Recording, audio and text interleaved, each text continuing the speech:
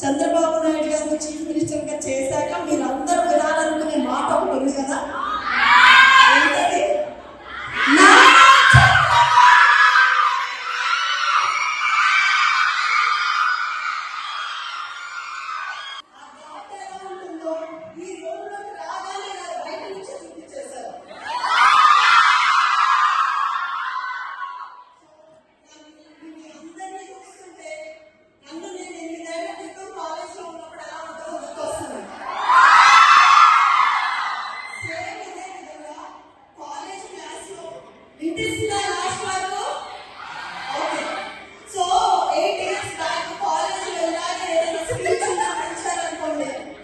ఏదైనా స్పీచ్ ఇచ్చారనుకోండి, క్లాస్ లో ఏమో సార్ క్లాస్ బొమ్మ కొట్టొచ్చని ఇక్కడికి పరిగెత్తుకుంటూ వస్తాం, మళ్ళీ ఇక్కడ కూడా లెక్చర్ కొడుతున్నారని చెప్పి మళ్ళీ ఇక్కడి నుంచి పరిగెత్తుకుంటారు. అటు ఇటు దాని కష్టాలు మనకి ఎన్ని ఉంటాయో నాకు తెలుసు. మీ అందరూ మంచి మంచి సివిల్ డ్రెస్లు ఉన్న యూనిఫామ్ లో రావాలి, అంతేనా? ఈ కష్టాలన్నీ చూసి వచ్చాను కాబట్టి నేను చాలా షార్ట్ గా ఏవైతే చెప్పాలనుకుంటున్నానో, మీ అందరికీ ఏవైతే తెలియాలి అనుకుంటున్నానో వాటి వరకు చెప్తా, ఓకేనా? సో ఇది ఒక చాలా అందరికీ తెలిసిన విషయము, కాకపోతే నేను ఒక చిన్న విషయంతో మొదలు పెడదాం అనుకుంటున్నా. మీరందరూ నేను చెప్పబోయే ఒక 2 నిమిషాల స్టోరీలో మీరే ఉన్నట్టుగా ఊహించుకోవాలి. ఒక చిన్న గ్రామం, ఆ చిన్న గ్రామంలో ఒక కుటుంబం, ఆ కుటుంబంలో మనందరికీ ఫ్యామిలీస్ ఉంటాయి కదా, అలాగే ఒక అమ్మ నాన్న, బేరేడు కూలి పని అంటే తెలుసు కదా, ఇల్లు సెంట్రింగ్ చేస్తారు ఈ పని. బేరేడు కూలిగా పనిచేసే అమ్మ నాన్న, వాళ్ళకు ఒక 3 సంతానం, 2 అబ్బాయిలు 1 అమ్మాయి. ఆ అమ్మాయి మీరు అనుకొని ఊహించుకోండి. ఆ అమ్మాయి తన అమ్మ నాన్న అన్నలు ఇద్దరు కూడా వాళ్ళ నాన్న పిల్లలు పని తీసుకెళ్ళడం అవసరం లేదనుకున్నాడు, కానీ తప్పలేదు, రెక్కాడితే కానీ డొక్కాడని కుటుంబం కాబట్టి వాళ్ళ అన్నలందరినీ కూడా ఒక వయసు వచ్చాక నాకు తోడుగా ఉంటారని చెప్పి వాళ్ళ నాన్న పనికి తీసుకెళ్ళాడు. అప్పుడు వాళ్ళ అమ్మాయిని కూడా పనికి తీసుకెళ్లాల్సిన పరిస్థితి వస్తే, నేను నాన్న నాకు చదువు అంటే చాలా ఇష్టం, నేను చదువుకోవాలనుకుంటున్నాను, నన్ను పనికి తీసుకెళ్ళద్దు అని అనుకున్నాను.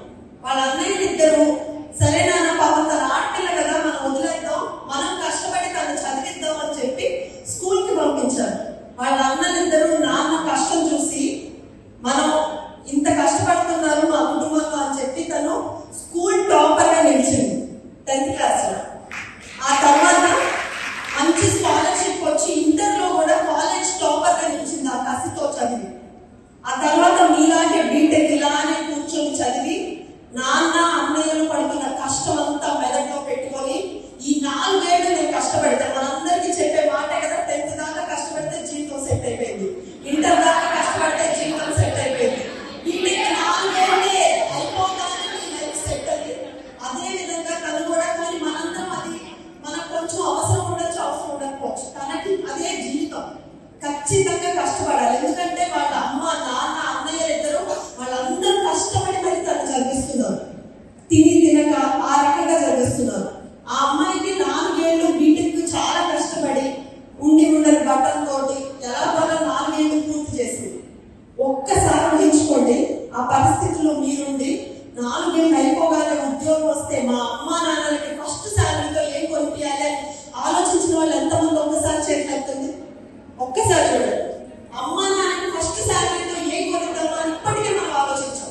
మీరు 2nd ఇయర్ లో ఉండొచ్చు, 3rd ఇయర్ లో ఉండొచ్చు, 4th ఇయర్ లో ఉండొచ్చు, అందరికి అటువంటి కోరికలు ఉంటాయి. ఒక్కసారి ఆలోచించండి, ఆ అమ్మాయికి 4 ఏళ్ళు అయిపోయాక ఉద్యోగం రాకపోతే వాళ్ళ అన్నయ్యలు నాన్న చేసిన త్యాగం వృధా పోగా అప్పుల గురించి చిన్న అప్పులే చేసి ఉండొచ్చు. ఆ చిన్న అప్పులకి చక్రవడ్డీలు, వడ్డీలు, ఇంటి మీదకి రావడాలు, ఫోన్లు చేస్తే పక్కన పెట్టేసేయడాలు, మనందరం ఇవన్నీ దగ్గరగానే చూశాక మన నాన్నలు అమ్మ ఎంత కష్టపడతారో మనల్ని చదివించడానికి.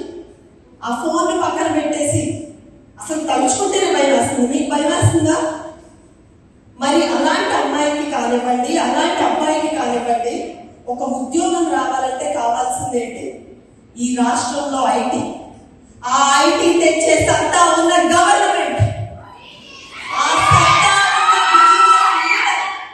ఎప్పుడైనా ఎక్కడైనా కంపెనీలు తీసుకురాగలిగే ఒక్క విజనరీ లీడర్ ఉంటే ఇలాంటి వాళ్ళందరి కష్టాలు తొలగిపోతాయి.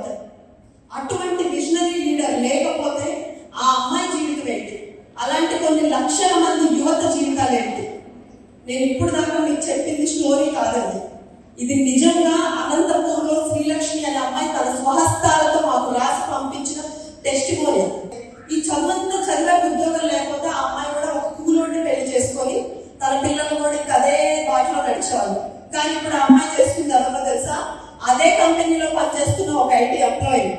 రేపు వాళ్ళ పిల్లలు ఏమవుతారు? ఇంజనీర్లో, డాక్టర్లో, లాయర్లో, ఏదో ఒకటి one of the best professions లోకి వెళ్తారు. అంటే ఒక కుటుంబం మొత్తం పేదరికం నుంచి శాశ్వతంగా బయటపడింది. ఇది విజన్ అంటే, ఇది విజన్ ఉన్న నాయకుడు అంటే. ఇలాంటి ఎన్నో కథలు మన రాష్ట్రంలో ఎన్నో ఉన్నాయి. వాటిలో ఒక ఎగ్జాంపుల్ నేను కూడా. నేను ఈరోజు 2015లో బీటెక్ అయిపోయి హైదరాబాద్ లో ఈరోజు ఉద్యోగం చేస్తున్నానంటే దానికి కారణం ఆ రోజు ఆయన వాళ్ళని వీళ్ళని పట్టుకొని మా రాష్ట్రానికి రండి, మా రాష్ట్రంలో తెలివైన విద్యార్థులు ఉన్నారు,